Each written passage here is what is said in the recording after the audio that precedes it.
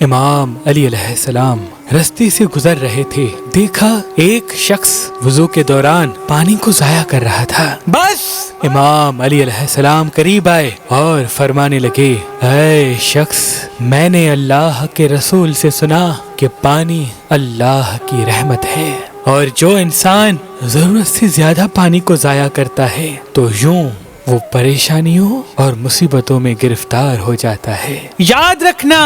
جو انسان ضرورت سے زیادہ پانی وضو کے دوران یا غسل کے دوران یا ہاتھ منہ دھوتے وقت پانی کو ضائع کرتا ہے تو روز محشر وہ پانی اللہ کی دربار میں فریاد کرے گا، اور یوں پانی کو ضائع کرنے والا دنیا میں مصیبت اور پریشانی دیکھے گا اور آخرت میں سخت ترین حساب دے گا۔